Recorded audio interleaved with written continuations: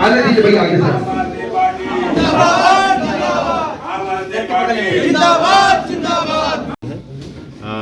आम आदमी पार्टी उत्तर प्रदेश का चुनाव मुद्दों पर लड़ रही है और आज दूसरी पार्टियों के प्रत्याशियों की जब सूची आई है तो चर्चा ये हो रही है कि किस पार्टी में कितने अपराधी हैं।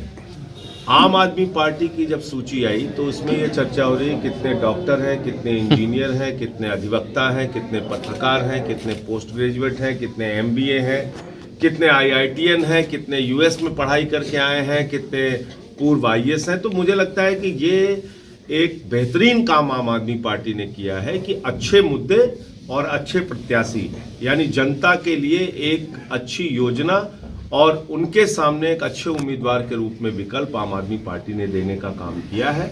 अब जिम्मेदारी उत्तर प्रदेश की जनता की है क्योंकि हमारे ऊपर एक आरोप लगता है कि यूपी वाले तो जाति धर्म से अलग वोट दे ही नहीं सकते। यूपी वाले शिक्षा पे वोट नहीं दे सकते, उत्तर प्रदेश के लोग स्वास्थ्य पे इलाज पर वोट नहीं दे सकते, रोजगार के लिए वोट नहीं दे सकते, उद्योग धंधों के लिए वोट नहीं दे सकते, किसान के फसल के दाम के लिए वोट नहीं दे सकते, उत्तर प्रदेश की तरक्की के लिए वोट नहीं दे सकते। तो ये जो धारणा उत्तर प्रदेश के लोगों के बारे में बनाई गई है, मैं समझता हूँ ये हम लोगों के लिए बहुत अपमानजनक है और इस धारणा को उत्तर प्रदेश की जनता इस बार के चुनाव में तोड़े, ऐसी मैं उनसे निवेदन और विनती करता हूं। संजय जी, विपक्ष पार्टी का सवाल है। सर, पहले आप शिवपाल यादव की पार्टी में थे, आम आदमी पार्टी चुनाव लड़ी, तो क्या वजह रही कि आम आदमी पार्टी चुनाव लड़ना? देखिए, शिवपाल जी एक बहुत अच्छे नेता हैं। विपक्ष के उनके बराबर कद्दावर नेता कोई नहीं था, लेकिन हम लोग पार्टी में थे, उन्होंने मेरे को प्रत्याशी भी बनाया था, लेकिन बाद में वो चले गए सपा में। एक तरह से जाना ही हुआ क्योंकि उनके चुनाव चिन्ह पे लड़ रहे थे और मेरी विचारधारा समाजवादी पार्टी से बिल्कुल नहीं मिलती थी, तो मैं शांति से बैठ गया था।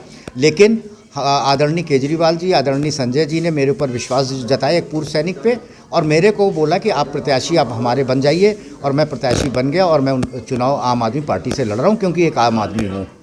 क्या मुद्दे होंगे इस बार 2022 चुनाव है, कोरोना काल भी चला, तीसरी लहर पीक पर अपना चुकी, तो क्या मुद्दे आप करेंगे इस बार? देखिए, मुद्दा तो हम लोगों का हमेशा से स्वास्थ्य का रहा है, शिक्षा का रहा है, बेरोज़गारी का रहा है, हमारे वृद्ध लोगों का रहा है, हमारी महिलाओं के लिए रहा है।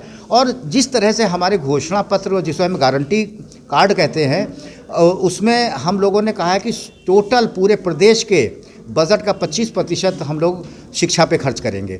शिक्षा पे खर्च करने का सबसे इसलिए हम लोग करेंगे क्योंकि जो बच्चे हैं उनकी पढ़ाई अगर अच्छी होती है तो देश का अपने आप ही विकास हो जाएगा। सर, ये बताइए कि किसको मुकाबला मानते हैं, कैंडिडेट किसको मानते हैं इस बार के कैंड के विधानसभा में? प्रत्याशी किसको मानते हैं, किससे टक्कर अपनी मानते हैं?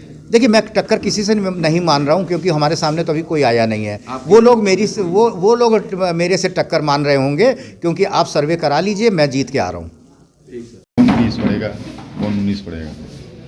नहीं, 19-21 की बात तो अपनी जगह पे है। देखिए, 2 आदमी प्रत्याशी लड़ते हैं तो एक जीतता है एक हारता, जीत हार तो अपनी जगह पे है। लेकिन मुद्दों की बात अगर की जाए तो हम लोग का पक्ष भारी है, पर्दा हम लोग का, हमारी पार्टी का भारी है, क्योंकि हम लोग मुद्दों की बात करते हैं, हवाई बात नहीं करते हैं, और जो बातें करते हैं उसको धरातल पे, जमीन पे उसको उतारने की कोशिश भी करेंगे।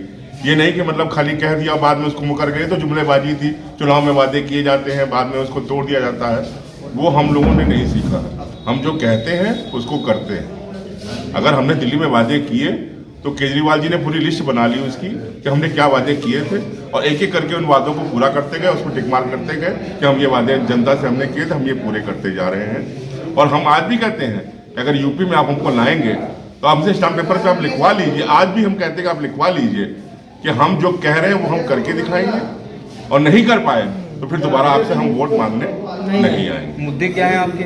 मुद्दे यही है, 300 यूनिट बिजली फ्री आपको मिलेगी, शिक्षा पे हम अपना 25% खर्चा करेंगे, सभी पुराने बिल और जो पुराने बकाया बिल हम वापस किए जाएंगे। सर, सभी विपक्षी पार्टियां कह रही हैं कि यूपी का चुनाव जो है वो जातिवाद पे चुनाव होगा। ये तो फिर ये जनता को देखना है ना, ये तो जनता को देखना है कि वो जाति पे वोट देती है या एक मुद्दों पे वोट देती है, तो जनता को देखना है। जनता निर्णय अगर सही करेगी तो आपको यूपी में एक अच्छी सरकार मिलेगी, आपका भविष्य बच्चों का जो आपका है वो सुधरेगा, आपको लगेगा कि हमने एक अच्छा निर्णय किया है, अपने बच्चों के लिए हम एक अच्छी सरकार देके जा रहे हैं, एक अच्छा भविष्य देके जा रहे हैं। नहीं तो फिर आप ऐसे ही फंसे रहेंगे।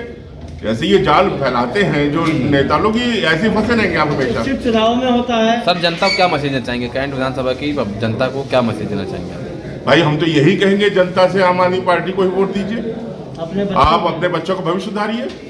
आप हमसे, हम तो कहते हैं कि आप आइए, जनता से कहते हैं जो यहाँ की वोट देने वाली, आप आइए, खाली बातों की बात मत कीजिए, आप आइए, हमसे लिखवा लीजिए चुनाव में स्टाम्प पेपर। परेशानी हो आप सब समझेंगे सब। हाँ भाई, जो हम कर सकते हैं, अगर हमारी सरकार बनेगी तभी हम कर पाएंगे ना। अगर हमारा विधायक ही 2-4 ही आए तो हम क्या कर लेंगे। Thank you.